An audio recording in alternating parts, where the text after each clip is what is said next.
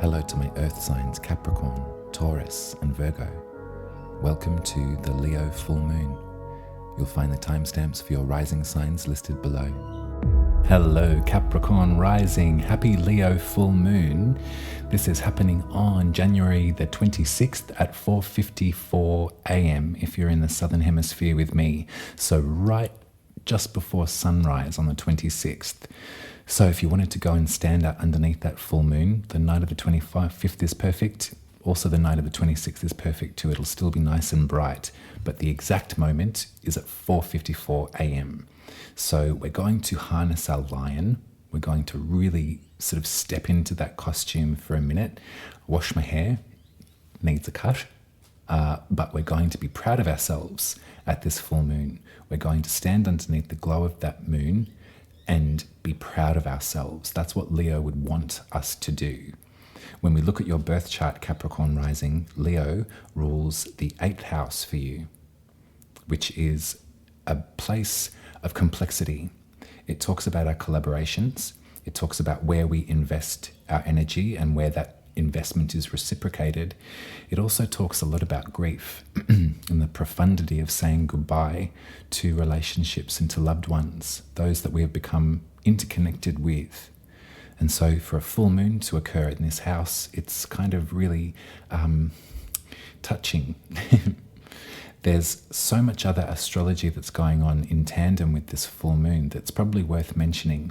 So if we look across the way from Leo, we see Aquarius, and this is the season. The sun is in Aquarius. The sun entered Aquarius, and then moments, hours after, Pluto also entered Aquarius.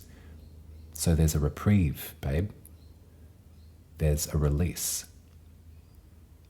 Pluto in Capricorn will happen one more time from September of this year until January of next year, and then it's done.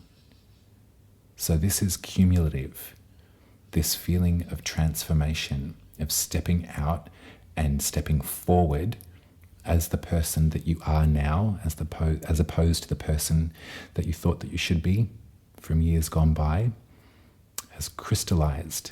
It's reached its crescendo. And then as a collective, as a group of people, we look to Pluto in Aquarius, hopefully signifying power to our humanitarian spirit. On your birth chart, Capricorn Rising, Aquarius rules the 2nd house of your values, your money, your access to resources. So we can look forward to the next 20 years of your life being another development, revolution, wave of empowerment in regard to that topic. But now the sun is shining its light on Leo. There's a spotlight on Leo in your 8th house of collaboration and of loss. So I wonder if you can think about what those topics mean to you at this time, at this juncture of your life. I wonder if you can go there, if you're brave with your grief, if you're brave with those that you collaborate with. There's also some pressure from this lunation. So the sun, the moon are opposite, and they are both forming square pressure with Jupiter in Taurus. And this is your 5th house of your creativity, your self-expression, your access to pleasure. And so what this square, this pressure might look like is overdoing it, overexerting yourself.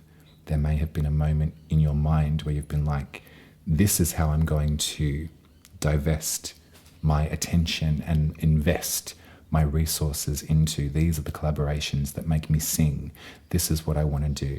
It's a great relationship, a great conversation that's happening between how you resource yourself, how you express yourself, and who with. But a square from Jupiter does feel like too much of a good thing. So at this full moon, let's really enjoy it. Let's also sort of like measure ourselves with our generosity. Is probably a good thing to think about. And we're also going to kind of look at the dominoes that are falling after this full moon. So the day after, on the 27th of January, Uranus who is also in your 5th house of creativity, pleasure, self-expression, Uranus will station direct. So there'll be a wave of activity in that place for you. There'll be a feeling of revolution in that space of your life. That's great. That's much needed. That's hopeful. But maybe it's worth checking yourself before you wreck yourself at the full moon so that revolution can happen in the way that it wants to. It's tempting to be like, right, lock in, let's do this. Let's collaborate on this. Here's everything I have. What do you have? Let's pool our resources and let's do this thing together. That's a lovely feeling. And when it strikes, it strikes. It's kind of like magic. You just can't resist. However, the astrology is telling you to take your little moment to sit with it before you action it as well. The day after Uranus stations direct, then Mercury will conjoin with Mars in your 1st house of yourself, of your soul's rising intention. Remember, you're a Capricorn Rising, so that means that is your soul's intention coming to the surface, the part of the universe, our galaxy that was rising on our eastern horizon the moment that you were born. And so Mars is great in Capricorn. Mars is very effective. Mars is very brave and strategic.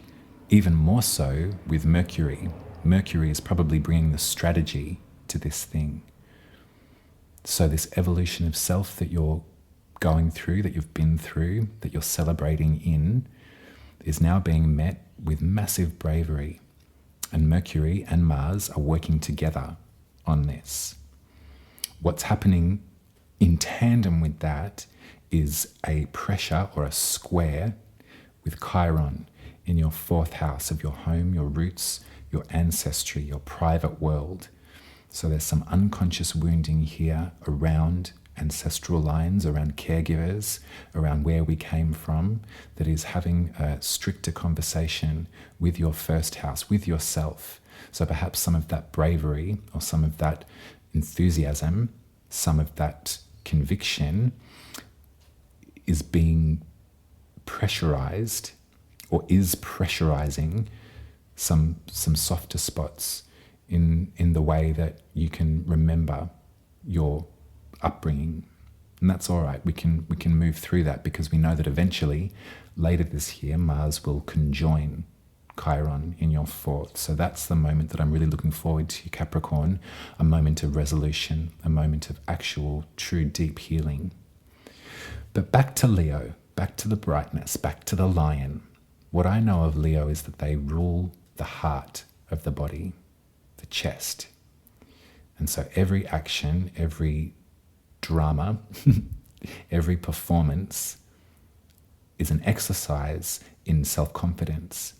And it's to share that feeling with other people. Leo really wants their pride to feel well-resourced and to feel really, great about themselves, high on their own supply. Leo loves to see confidence in the room. Leo loves to see that move around. And so I want confidence for you. I want this, maybe even to feel like a bit of preparation for you moving forward. In tarot, the moon is sitting at the 5 of Wands. So the first wedge of Leo is devoted to this card, the 5 of Wands. And you can see that sort of preparation, magical preparation happening. There's practice, there's rehearsal in this card. The sun at 5 degrees of Aquarius speaks to the 5 of Swords, both about a battle, one a little bit more severe than the other. This one feels quite sharp and quite cruel. So weigh up what cruelty is in your ear about how resourceful you are, about how you have the ability to resource your own life. Have a think about what it might be is being whispered in your ear from someone. More likely it's your own voice saying to you, you don't have the stuff to do this, you can't do this, you are in way over your head. Just register that if it's coming up, but make sure that the focus is on this preparation, because these collaborations, what you're about to enter into, these agreements, these contracts with folks in your life are going to take a lot of rehearsal to make sure that magic is really working. So focus on that. The pain points of Taurus, of Jupiter in Taurus, that feeling of overexertion in your creative zone, your creative work, that's speaking to the Five of Pentacles. And so you can see in those three cards, 5 and 5 and 5 in numerology means change, bluntly, big change. Although none of these cards look pretty exciting, they all look pretty difficult. They all look challenging. We know that change is challenging. It's a matter of how we're going to accept that offer. And I think that the moon in Leo is really encouraging you to prepare, to practice. This feeling in the 5th house of your creative self is something that we can move away from. Your worth, your work, your contribution to art and to creativity is really valid. And in this, I see some questions around that. I see a feeling of being terrified that you're going to be not included or that your contribution is going to be disregarded. So let's just register that too, Capricorn Rising. If it comes up, it comes up. It's all right. Lots of things emerge at a full moon, don't they? Lots of feelings and emotions and memories. They all come up to say hello at a full moon. Can't help it. It's kind of natural. It's what the moon is for, I believe. So when you're sort of zoning in on your 8th house, which is really, for you anyway, bold because it's Leo, and that might also be an emanation of how you do in fact engage in commitment. There might be something that you can identify with in Leo when it comes to committing to the energy of others in a fiscal sense or otherwise. Remember, there's that definition of grief that's attached to the 8th too. So we've got to respect that. Things end and they begin again. It's how you process and prepare for the inevitable ending that makes the difference. We don't get to keep anything forever. Sometimes we get to enjoy it coming back though, and that's really lovely. Your 1st house is full of activity, and come the 29th of January, there's going to be a whole bunch of beautiful supportive triangles from earth sign to earth sign. So right now it feels like pressure, but come the 29th, Mercury will trine Uranus. So Mercury will be really supporting that rebel, revolutionary, creative drive that you're feeling. Venus will trine Jupiter, which is heaven sent. Venus in the 1st house trining Jupiter in your 5th house. That's another beautiful emblem of encouragement for you as far as your creative work and your creative output, your access to pleasure. And then Mercury will square the dragon in the 4th. So there's some more intel about the traumas of our ancestry and our upbringing. But we'll get there, we'll get there, we'll get there. Remember, these eclipses are happening in our 10th and our 4th for you, Capricorn Rising, this year. So there'll be a lot that we need to let go of as far as how we believe that we're publicly perceived, our Libran sensibilities, our peacemaker. And there's a major focus on what's happening and what wounding is going on in yourself in relationship to your family and your home. So we'll prepare for that as time goes on. Not a red flag. It's actually a nice emblem of hope, because Chiron wants to heal.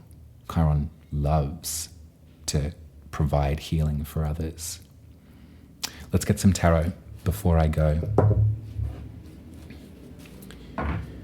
Oh, I've just been chatting away.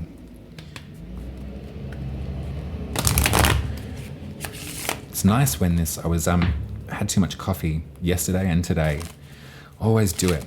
Whenever I have too much, I'm sort of like, you need to quit this stuff. It's not good for you. It just makes you anxious and your palms sweat. It tastes delicious. It smells delicious. I get a headache if I don't have it. But as soon as I drink it, I get anxious in my chest. And I get, like, my body feels like I'm scared. I'm not scared. It feels like I am because of all the freaking caffeine that's running through my system. I like that part about getting older. You sort of learn to give the body what it needs rather than what it wants. These cards came out for someone else. But let's see what they say for you.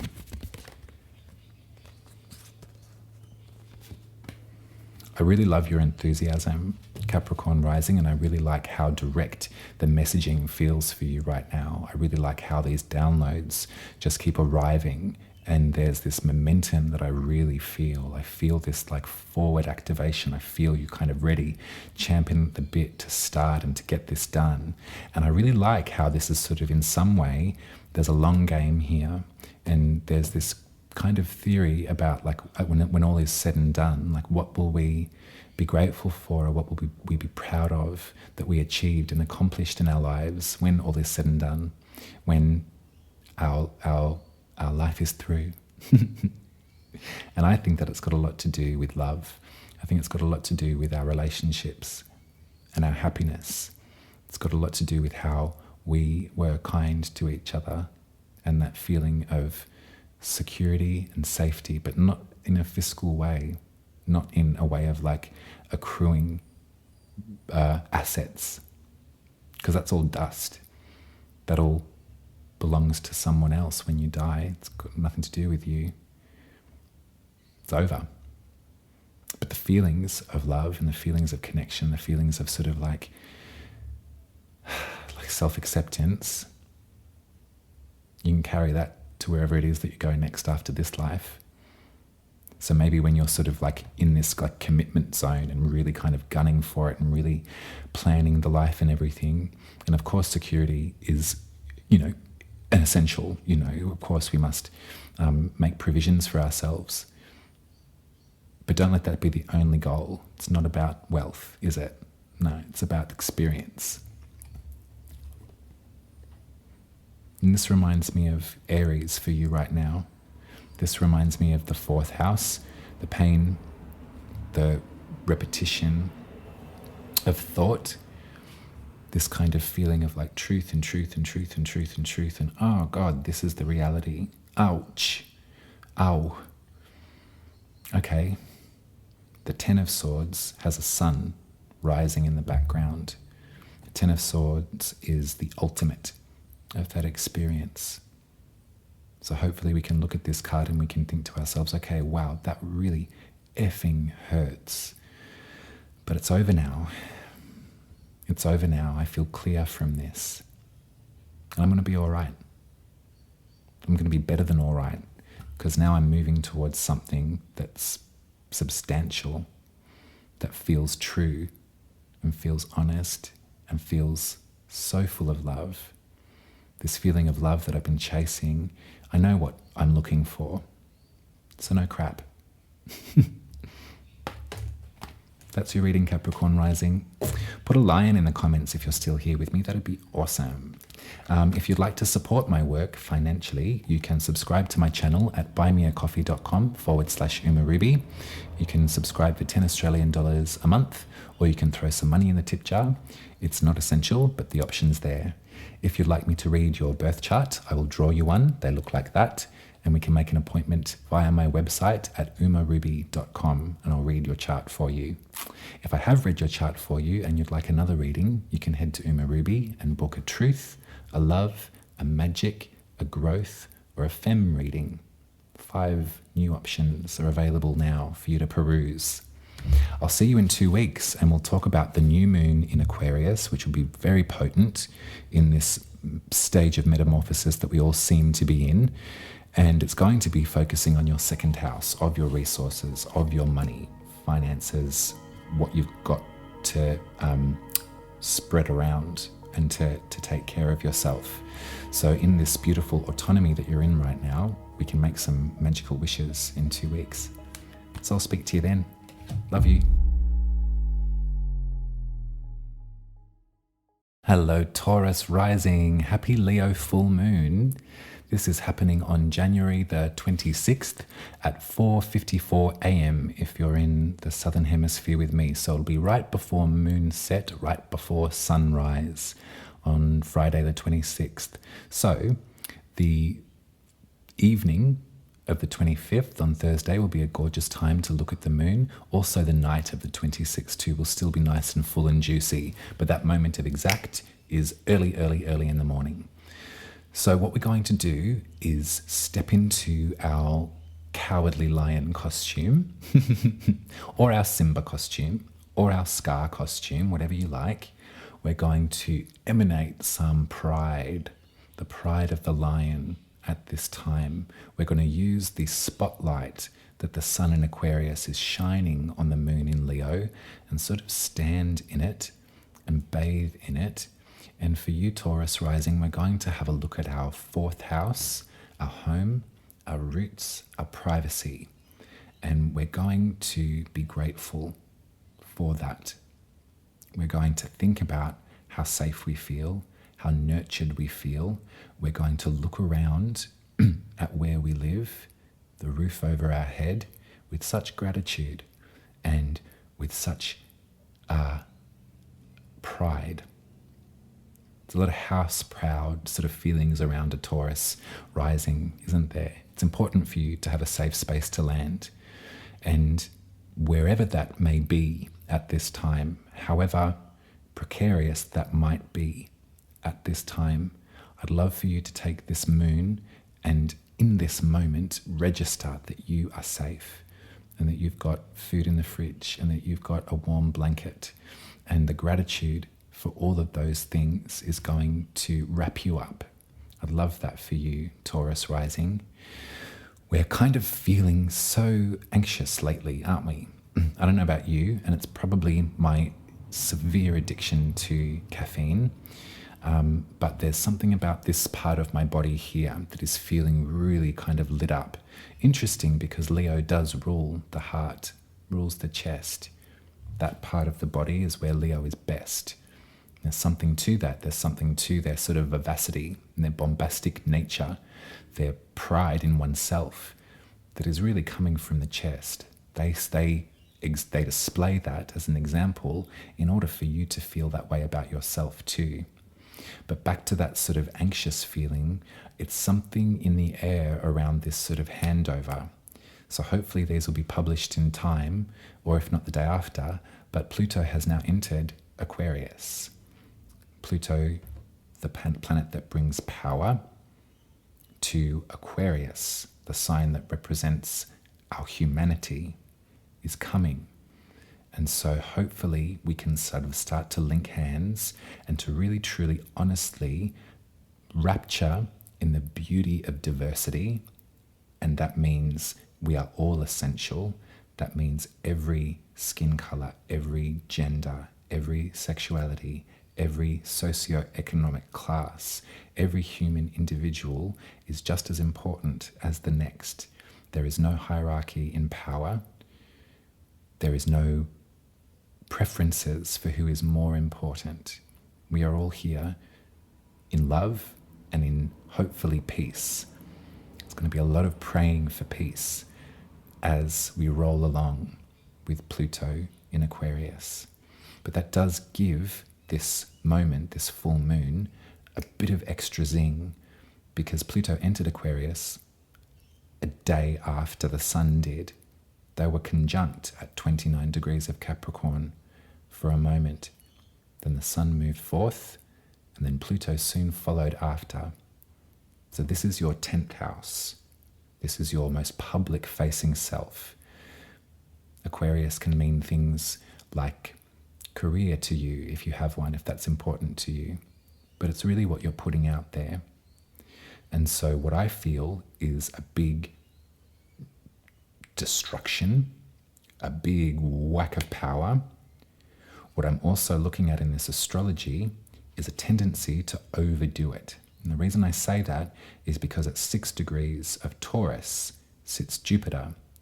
We know that Jupiter expands everything that it touches. We know the benefit of Jupiter in the first house. It does feel really electric, doesn't it? It does feel like you could sort of do anything, like there's a kind of growing kind of esteem and optimism in the way that you relate to yourself.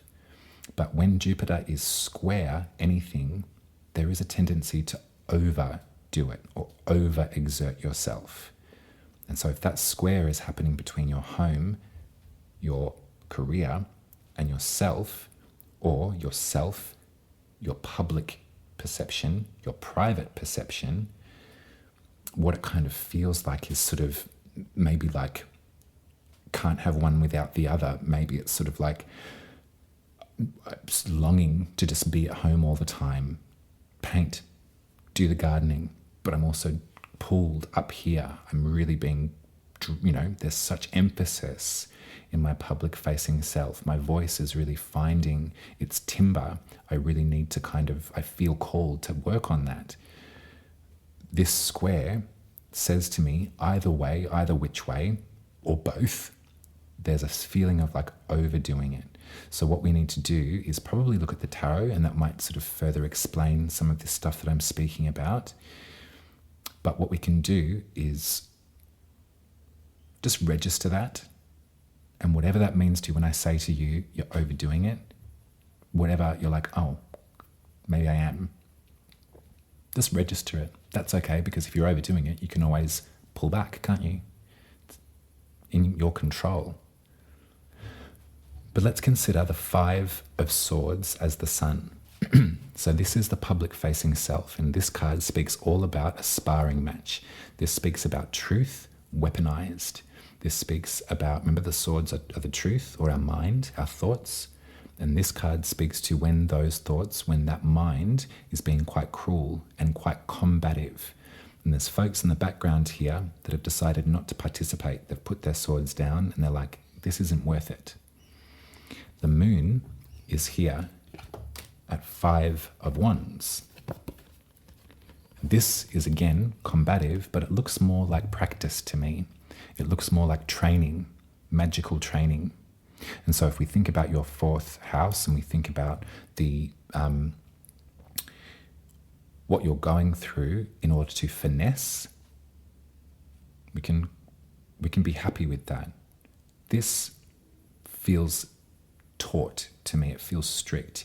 And we've got to understand that Pluto is triggering this card right now too. So all manner of things to be revealed, to be pulled up from beneath the surface, put in the public forum. We've got to contend with that, for good or for bad. It's a relief when everything's out in the open. It's also confronting when things are revealed that were secret. In Taurus, where Jupiter is the 5 of Pentacles. So I can almost see the reason why. I can almost feel this kind of like paranoia about lack of provision, or I can feel this moment for you, Taurus rising, where you were cast out, where you weren't included anymore, where you weren't welcome. The 5 of Pentacles is one of the most difficult cards that we can work with in tarot. It just so happens that it's one of your Taurus cards. It's the first decan of Taurus. And it sometimes can maybe go to promote or to talk about the idea of why Taurus is so, can regulate when there is enough, that loves bounty, that loves growth, that loves, pleasure and enjoyment, because they know all too well what it feels like when that stuff is not available. That feeling of like being shunned, or having folks turn their back on you, or that feeling of just simply just not being welcome. The emanation of the warmth behind these pentacles right here looks pretty nice, doesn't it? It looks pretty enticing. But these characters in the front, they're not welcome. They're disallowed from entering. Or I wonder, because it's a good question, they might assume that they're not welcome in this space. But I wonder if they are, if we can hold this, what looks like a religious building, to its truest philosophy, ask it to stand by its principles, then in fact they would be welcome in for sanctuary, to be a part of something, to feel invited. So you can see these three cards, 5, 5, 5, they're not easy. As much as a Leo full moon is like stun, it's also being lit by a sun that's not comfortable. Remember, the sun is much more comfortable in Aquarius. The sun is much more comfortable in Leo, I should say. In Aquarius, it's far away. So it's not sort of emanating in its easiest sort of form. The warmth is kind of harder to get to. And also the feeling of rejection is quite palpable here. This might not be your lived experience right now, but this might be something that's on your mind too. There might be this sort of feeling of like, well, it's all well and good for some. That's a really great sentence that can describe this card. It's all well and good for some, but everything in my 10th house and my 4th house, as,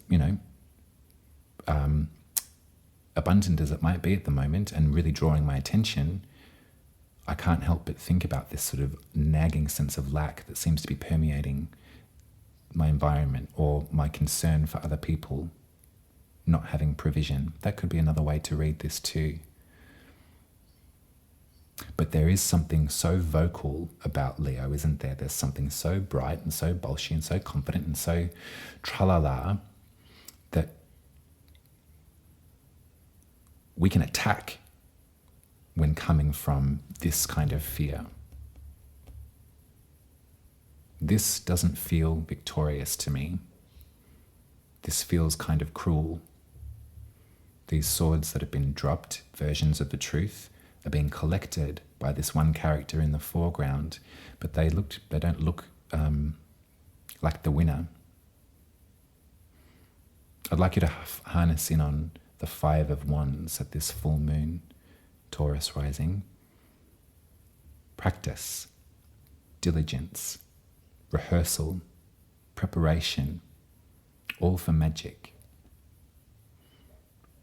There's a lot of activity in Capricorn right now too that's sort of like having a little bit of a stinging pressure point to Chiron in our 12th house. Remember, there's a massive focus for you this year on beautiful healing in your internal world, peeling back those layers, really sort of diving deep and really coming to understand the unconscious, your unconscious motivation too. Everything that you've learned with the dragon in your first house, sort of rebuilding yourself with strength, now you're being invited to look at Chiron, to look at what wounds lay there. And so right now there's a lot of pressure at that point. Mars is being quite difficult with Chiron now. Mars is in your 9th house, which is where we publish, where we travel, where we put things out there. So there's a cruelty there. I'd love for a reframing to happen at this full moon if you can afford it, because after the pressure, after the squares, comes this rush and flood of soothing and salving. Venus is on the way. She's just arrived in Capricorn, but she'll sort out this mess soon enough, don't you worry. And wherever Venus goes, you follow. So think about what's being said, think about what's being felt, and think about why the things are being said based on the feeling. And if it's this, babe, we know how to solve this one. Open the door. Let's get you some tarot.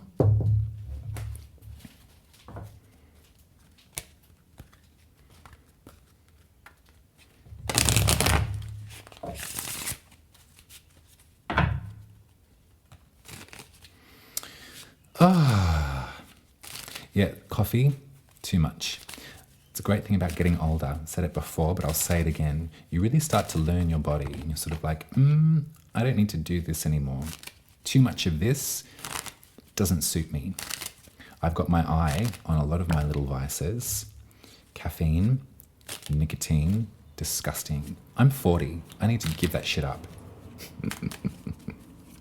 But it's good. It's like we're sort of moving to, and rather than it, like, yeah, my mum always says, rather than it being a judgment, look at it as an opportunity.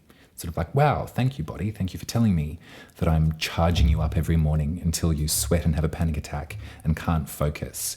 Look at all of the achievements and accomplishments you could involve yourself in if you just stopped drinking so much coffee.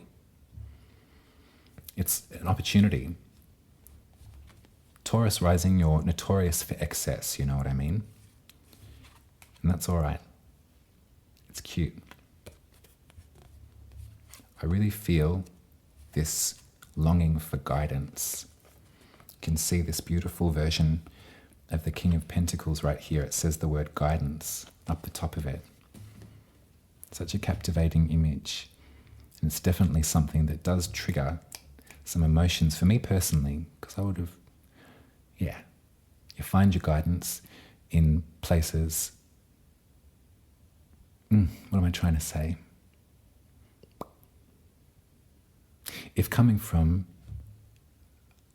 a feeling of a lack of guidance, and sometimes you can think to yourself, well, no one taught me how to do that, or I don't know. I feel so silly because I don't know how to do this, that, or the other. I feel defective in that way because of my lack of training, my lack of someone investing their time to show me how. You find these strong, beautiful, sturdy, practical individuals in many different places. They don't always come from the ancestry, speaking of Leo. They don't always come from the bloodline. But you can seek teachers, you can seek guidance from all sorts of different people that you've come to trust. And right now, I really feel that sort of solitary vibe around you, Taurus Rising. This feeling of not quite knowing what to do. This feeling of being sort of terrorized by inaction, maybe. But sometimes our stillness, if we can quieten that mind, which is such a challenge for so many of us, especially with too much coffee. But if we manage it,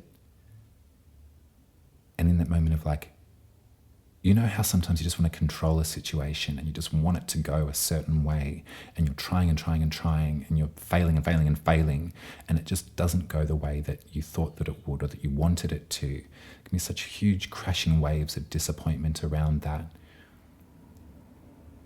There's a power in letting go of your control of a situation, because there's more to uncover once you let go. The control keeps everything clammed up. It keeps the coffee heart pounding. But if you can let it go, you'd be so amazed at what opens up to you. And it might not be what you expected. It might not be what you could even sort of have dreamed of. But if you let go of the control, stop trying to control things into a certain avenue, it's such a freeing feeling. And it's such a like fertile ground of potential too.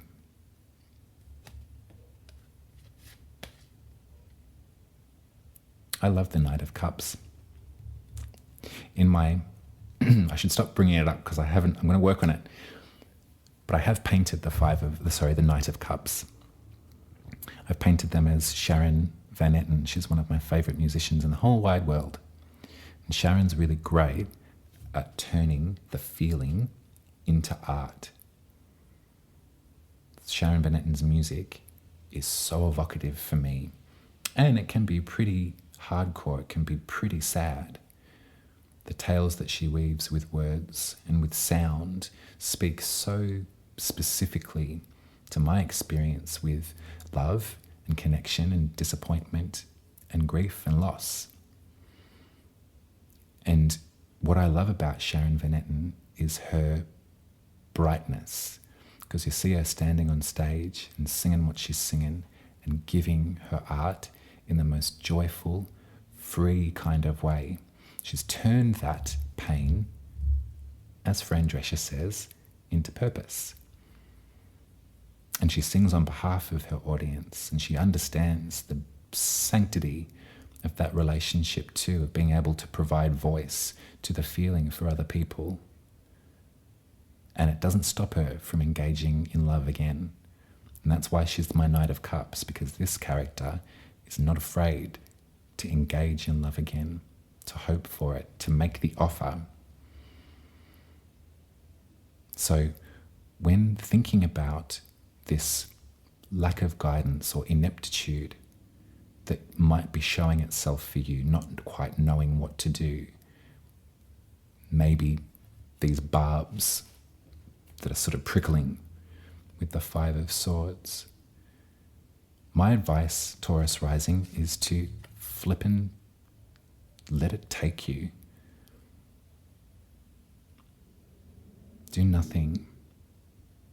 Release all of your control over the situation and see who comes a tap, tap, tapping.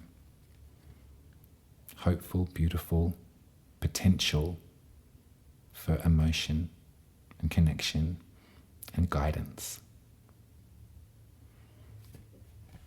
That's your reading, babe. Happy full moon. Yeah, put a lion in the comments if you're still here with me in honor of the Leo full moon. Tender conversations around the fourth house. That King of Pentacles card never fails to have me choke up. I love it so much. But it can be painful sometimes to look at if you feel that you never had that. You never had that guidance. So go gently. And you can tip me, if you like, at buymeacoffee.com/UmaRuby. You can subscribe to my work over there too. If you would like me to draw your birth chart and read it to you, they look like that. You can head to umaruby.com and make an appointment. If I have read for you before and you need another one, you can go to my website, UmaRuby, and book a truth, growth, love, magic, or femme reading. If any of those titles twig your interest, you can go over to my website. There's some song lyrics there too that might have you thinking which reading you might like to have with me next. I'll look at the transits on your chart, what's happening in the current sky as opposed to your birth chart, and also we'll go into the tarot together too. So have a think about it. I'll be with you in 2 weeks. We'll talk about the Aquarius new moon on the 10th of February. And this is your 10th house. This is your public-facing self. This is your career, if you have one, what you're putting out there. Remember, Aquarius is the humanitarian spirit. So I'm really looking forward to next new moon. It's also the Chinese Lunar New Year as well. So we'll all get to celebrate together, which would be stunning. Speak to you soon, Taurus Rising. I love you. Hello, Virgo Rising. Happy Leo full moon. This is happening on January the 26th at 4:54 a.m. if you're in the Southern Hemisphere with me. So right before the moon sets, before the sun rises on the 26th, that's when it's going to be exact. However, the full night of the 25th of January is going to be perfect viewing, and also to the night of the 26th. It'll still be nice and vibrant and juicy to stand underneath. And what a spotlight! The sun has just entered Aquarius. Pluto has just entered Aquarius. The sun shining in all of its light onto the moon in Leo, lighting up your 12th house, your access to your unconscious world, your chasms of possibility. The 12th house could be considered as the house that is pre-birth. So imagine your first house, which is Virgo, what was rising on the eastern horizon the moment you were born, the sign Virgo. What was rising before you were born was Leo. And so some folks think that it could have something to do with past lives, if that's what you believe in. Other folks think about the subliminal workings in your inner world. Some folks love to journey in the 12th house. There's all sorts of different avenues and possibilities, doorways to open. Some folks are really terrified of their 12th house. Some folks have had a difficult time reconciling their 12th house, or may have been treated quite poorly because of their relationship with their 12th house too. So it's complex. In Hellenistic astrology, it was called the house of bad spirit. So you can just imagine what people were put through because of that kind of connotation. I really like this idea of pre-birth. It's fascinating to me. Like you're still in the womb in the 12th house. You're preparing yourself for entry. So when there's a full moon in this place, I would definitely suggest drawing the curtains, taking time alone. I mean, I always say that at every full moon. I love to be alone at a full moon. I've got to say, sometimes it gets pretty hectic out there if you're in huge groups of company with people that don't quite know why they're feeling the way they're feeling. Whereas however I'm feeling, I know it's for a purpose because I can see the moon and I can go through what I need to go through. The 12th house has a lot of magical potential too. It's not always also scary. So depending on where you are in your relationship with that space, some are more comfortable than others, as I said before. But yeah, draw the curtain, do your little ritual, and see what you want to see. Remember the significations of Leo, the sign, are really proud, really bold, really dramatic. There's something about Leo that we all must remember, is that as sort of like vast as they are, as huge as they are, they're kind of doing that to lead by example. They lead from their heart. That's the part of the body that Leo operates. And so they're kind of chest pumping it all the time to lead by example, to have those around them say, yeah, I think I'm the bee's knees. So should you. That's kind of the offer that I can glean from Leo. It's really lovely. The sun itself is the planet that rules Leo. So you can see all of that stuff about brightness, about vitality, is all attached to Leo as well. Having said that, the sun is actually in Aquarius right now, so pretty uncomfortable there. That's another good way to develop your definition around the sign Aquarius too, is because their motivation is way more to do with the outside world, with strategizing and with seeing problems and solving them, being quite selfless. And so that's how you can see the sun in Aquarius. You can probably recognize that in a lot of your mates that are Aquarius suns. They're sort of like, don't look at me, or I'm doing this thing over here, I'm working on this thing. Yeah, just something to keep in mind when you're developing your astrological language. What I'd love to speak about is the potential for Pluto in Aquarius. So for you, Virgo Rising, this is your 6th house. This is your repetitious house of the grind. It's also got a lot to do with your health, your systems of function. And so with Pluto having just entered here, it'd be great to sort of kind of get really in tune with your systems. Go to the doctor, get a checkup, get a grease and oil change. That would be a great thing to do. This isn't to say that there's going to be profound sort of drama in that area for you, but I was just thinking and kind of really had my eye on what this might reveal for you moving forward. The word repetition is a good word for the 6th house. The word slavery was one that they used a lot for the 6th house. And that's not so charming. However, I sometimes think about the state of grace that one has to get into in order to submit themselves to the task time and time and time again. Repetition, climbing, moving, lifting, all of that stuff. It's full on. It's full on. But in that way, the 6th is really grounded in heavy reality. The 12th is really mystical, really malleable. What's happening at this full moon is there's a square, lots of pressure happening with Jupiter, who's at 6 degrees of Taurus, forming pressure with the sun and the moon. And so whenever there's a square with Jupiter, there's always a tendency to sort of like overdo it, or like more of this. And so for you, this is interesting because Taurus rules your ninth house, which is where we travel, where we learn, where we expand our mind, where we like develop knowledge around spiritual topics. It's got a lot to do with organized religion too.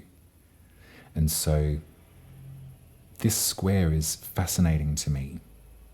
I wonder what you're coming to in terms of your relationship with like philosophy, spirituality. Are these topics that are sort of growing in interest for you, Virgo rising? And maybe there's something that you can see as a sort of portal or doorway to healing that can be gleaned through this stuff. However, I've got my eye on what seems like an infestation of like gurus that are sort of like, and I'm not sure if it's just Netflix is like, oh, we're on to that, more of that. So it's just, they're making more content like that. But it just, there's this feeling of like mask off that I'm really getting at this time. And this ninth house specifically that I'm speaking to. But any kind of structure or practice of spirituality, of faith, that has you feeling like a subject, that has you sort of like worshipping at a sort of physical deity, that's a red flag. I personally believe that sort of spiritual practice is so healing and so dynamic and so gratifying for my life personally. But the lesson through and through is that the power to find that space of healing sits within you. You can't look to anybody else for too long in order for them to salve your wounds. I hope that this kind of work is always considered as like guidance and like deep chats. You know, there's power in that. But when it comes to these sorts of like 10-step programs or like structures of sort of ascension is a really fascinating topic in New Age religions right now. Ascendant master. Sorry to be skeptical. I don't know about that. And I think that just sort of smells like pre-existing structures of power that on a collective level, Pluto is like a bowling ball knocking down those pins. We can't rebuild this reality for us, the way that society operates, the way that we relate to each other on the basis of the old infrastructure, because it just won't work. So there's my advice. Jupiter in Taurus is really awesome. It's just that this moon is sort of in such pressure and there's this potential to overdo it. So I just wanted to flag that. The day after this full moon, Uranus, who is in your ninth house in Taurus, will station direct. And so Uranus talks about rebellion and revolution. This we can kind of work with. This will be all of the planets moving in the same direction too. So this will feel like a real kind of wave. We are sort of stepping towards a new way of being. I don't think you need to sort of be a hippie like I am to really realize that. There's so many structures that pre-exist that do not work. There's so much pain that is present in the human condition right now that we have to be working towards something that will benefit all rather than a few, and that will heal truly. I'm just got things like conversion therapies and stuff. It's irregardless, it's not important, but that's kind of like an example of like control through purported salvation. I mean, that's very classic, but it can happen in sort of New Age land too. And yeah, the skeptic in me is really like strong right now. So when engaging in your own spirituality, your own spiritual practices, when thinking about your 12th house, this unconscious space of deep travel and kind of revelation, maybe some sort of pain points too, some sort of some conflict in there, assess how you're finding the avenues to get to a place of freedom and healing that don't have you subscribe to any sort of guru worship. It's really important not to do that. Just watch any of those programs. Twin flames, all of this stuff. And it's a shame too, because they appropriate all of these lovely sort of concepts and stuff like that, but it's just for control. It's so gross. Drink some hot dog water. I don't know if you've seen that one, but it's a trip. Anyway, let's have a look at what else is going on.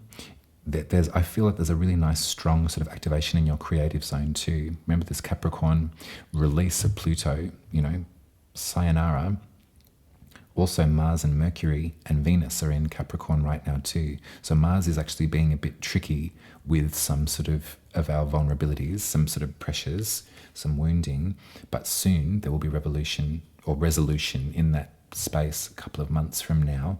But Venus is right on behind. Venus is sort of like, dressing the space, regrouping, bringing everything back together. So hopefully this might sort of invite a little bit of inspiration for you too, Virgo Rising, as far as your creative prowess, as far as like pleasure for pleasure's sake, may I say. That's fascinating to realize, is that we don't have to monetize everything, one. We don't have to weigh our worth on that one facet of ourselves. And in fact, the joy and the beauty of creation, it costs nothing and it's priceless. So that's something to think about too. I'm reminded to talk about very quickly this incredible work of art that was gifted to me by someone very talented, very creative, with such generosity. Their name's Corbijn Hughes. If I remember, I'll pop their Etsy link down in the comments. But I was so blessed to receive this beautiful work of art, and just thinking about this fifth house activation with Venus in the creative zone and pleasure for pleasure's sake, that's priceless as far as I'm concerned. It's going to stay with me for the rest of my life as a talisman, as an emblem, and it also really represents something very personal to my own spirituality about my own protectors. Yeah. There's a tale of, I think, the Slavic gods. One of them is called Ворона.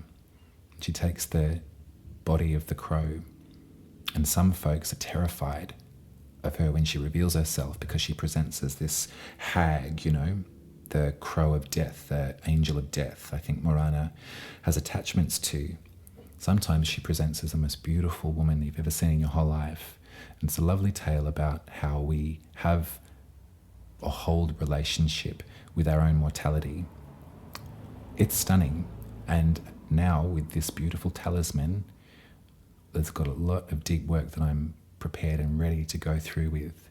And it's really lovely. And I feel really powerful in this moment.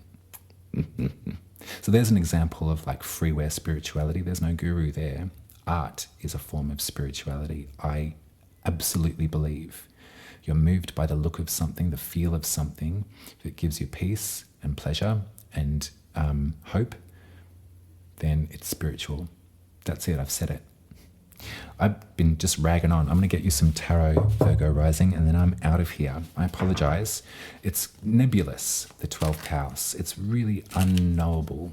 So I wonder if you can, you might even just do nothing in particular, but just see what comes to you on the 26th of January. See what that moon evokes within you. When you commune with that moon, see what arrives, what appears.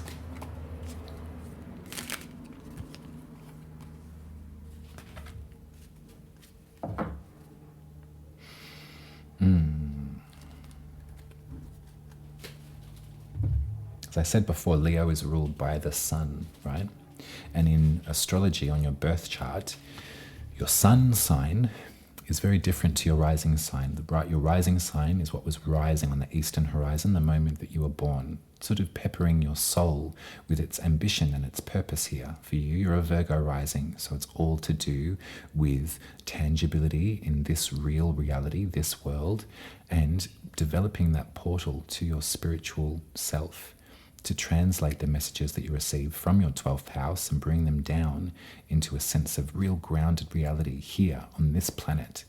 I'm not so interested in ascension masters. Sorry if that's offensive to you, but I really do believe that our feet are firmly planted on this world, on this earth, and this is our mission, is to make this place heaven again. It could be heaven. In fact, it is if you open your eyes and look at it in a certain way. Light and animals and music and sex, it's from heaven. And it's ours, and it's not ours forever. It's only for a while. So that's your rising sign, but your sun sign's different. So I'm asking you to sort of lock into your birth chart and think about where the sun was when you were born. And that's easy. Like, what month were you born? What season was it? Think about that part of you, the brightest, most obvious part of you, Virgo rising, the part that is full of vitality, that is the giver of life. That's what the sun is. That's what your personality is, your ego. I don't wish for you to try and step away from your ego and to become a sort of nebulous globule of cells. I believe that we're here for a purpose in these human suits to do the work that we're doing with our ego. We have to use our perception of the world around us and share that. That's all that we can really hope for. Full respect to the Ascendant Masters, full respect. My gosh, that's a huge life and many lessons, many practices of meditation and sort of climbing down from the ladder of anxiety that they offer. Amazing. But I want you to not be shy of your personality. Hang on to your personality. Where is your sun in your birth chart? Where's the bright part of you? Love it up. I know that I give these readings for our rising sign. That's so I can discuss the house system and to talk about the part of you that's sort of deeper within as well, the soul's mission, the way that people receive you too. But the sun sign is just as important. Your sun, your brightness is important. And in that, I'd like for this weight. It feels like you're waiting, Virgo rising. There's that character again, the Knight of Pentacles. They're not going anywhere. They're standing by you. This person is in it for the long haul. They're willing to wait with you as whatever it is that you've planted is growing. You may have not planted it yet, but you may have bought the seeds. That's a start. Things take time. As much time as you need. And if there's a feeling of I should be here at this certain point, or I should know this much, or, I haven't ascended yet, forget it. Forget it. Your life is the lesson. How you live it is the magic, babe. You're powerful, strong and mighty and blessed and worth it and here right now. So just keep doing that. You're on the path, but we're all on the path, and the path is long. It's so long.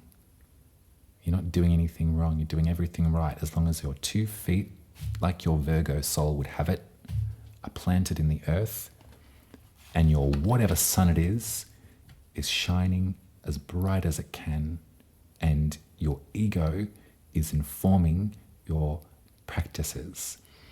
Your ego is learning and evolving, Such a dirty word these days. Oh, just working from ego. It's well, yeah, so are you. You can't, so what? Ego's got a room to grow as well, room to evolve and to change. But I defy anyone to sort of act from no sense of ego, or to create from no sense of personal perception. All you have is your perception, Virgo rising. Make friends with it. Make friends with it. That's your reading. I love you, Virgo rising. Throw me a lion in the comments if you're still here with me. That'd be sick. You can subscribe to my channel at buymeacoffee.com/umaruby. It costs 10 Australian dollars a month. You don't get anything extra, but you support this work. You also don't have to. I'm not going to stop doing this. You can tip me over there too. If you'd like me to draw your birth chart, they look like that, and I'll read it to you. You can make an appointment at umaruby.com. That would be lovely if I've not met you before. If I have met you before and you'd like another reading with me, head to Umaruby and choose a truth, a growth, a magic, a love, or a femme reading. And I'd be happy to look at the current transits in our galaxy, how they're affecting your birth chart, and really dive deep with the tarot too. I've got some specific spreads for each of those readings that I've been working on that have been working really well. I love you. I'll be back in 2 weeks and we'll talk all about the Aquarius new moon. And so collectively, this is a chance to really lock in, to pray for peace, to bring power back to our collective sense of humanity. Essential work. Let's do it together. Let's make a ceremony of it. It's the Chinese Lunar New Year on the 10th of February too, so hopefully there will be an even greater sense of connectivity and of, I was going to say brotherhood, but you know what I mean, of kinship. Enormous kinship. I love you, Virgo Rising. Take it easy.